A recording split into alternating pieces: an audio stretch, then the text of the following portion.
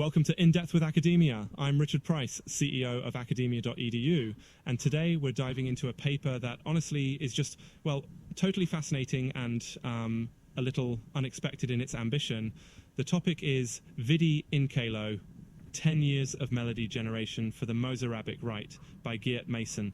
And just right off the bat, no endorsement here, folks. I'm simply your messenger, sharing what the paper says and exploring what it might mean for you. Alright, so let's set the stage. Imagine you love history, or music, or heck, those mysteries nobody thinks can ever be solved. This paper asks a really big, pretty controversial question. Is it possible to recreate music from an ancient... We're talking about the Mozarabic Rite, which flourished on the Iberian Peninsula from, the 7th to the 11th century, before being replaced by the now more familiar Roman Rite. Most of this music is just lost. Poof! Only a handful of really simple melodies remain, and the manuscripts have this notation that, to be honest, doesn't even tell you the actual notes, just rough ups and downs. So why does this matter? Well, it's not simply about bringing back music for a forgotten mass. I mean, whoa, there's so much cultural identity, spirituality, and even technical innovation at play. If you could somehow reconstruct, or at least approximate these melodies, you'd get a rare new window into the medieval world. For musicologists and anyone invested in the mysteries of the past, that's a big deal. But again, as I keep saying, these are insights and experiments, not absolute facts. Okay, so what did Geert Mason do? Here's where things get wild.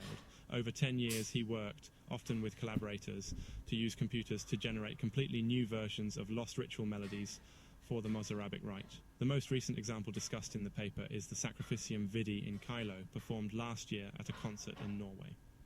Picture this. They sing a melody that no one alive has ever heard, generated by algorithms, matched to ancient notational contours. It's like the ultimate mashup of medieval mystery and modern machine learning. How does any of that even work? Rather than, say, guessing or just making something up, Mason's algorithm starts with whatever limited patterns exist, like the basic up and down indications of medieval notation and the handful of surviving authentic melodies. The method then integrates known relationships between different chant traditions, like Gregorian, Ambrosian, and Mozarabic. This all gets sliced and diced, and essentially, the computer tries to generate melodies that fit the historical constraints. But again, Mason is very clear. The melodies probably didn't exist in the 10th century. There's no claim here of rediscovering the lost song, just a sort of best fit given the data and the rules. Now you might wonder, do people just eat this up? Does everyone love it? Nope. And that's honestly where things get human. There's been real criticism, especially about whether these reconstructions are misleading.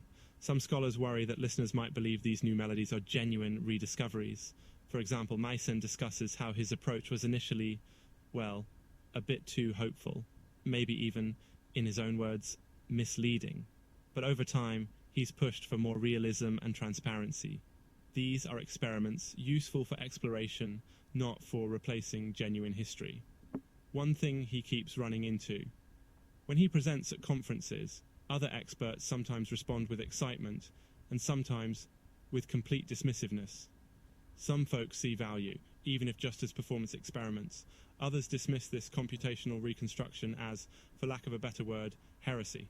It's actually a little funny. He refers to his 25 sacrificia as sacrificial in two senses, for liturgical use, and in that their creation sometimes leads to, well, academic excommunication. I mean, haven't we all felt that at some point? You try something new, people freak out. That reminds me, completely unrelated, but I once tried to recreate my grandmother's soup recipe with AI, and boy, my family wanted to ban me from the kitchen for life. Anyway, back to the paper. So, what does this mean for you?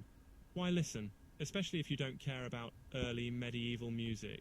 Well, I think, again, just as a neutral observer, the broader takeaway is about what happens when we use tech to imagine rather than recover the past. It shows us the potential for computers to create cultural experiments that help us reflect, learn, and maybe even experience echoes of lost worlds.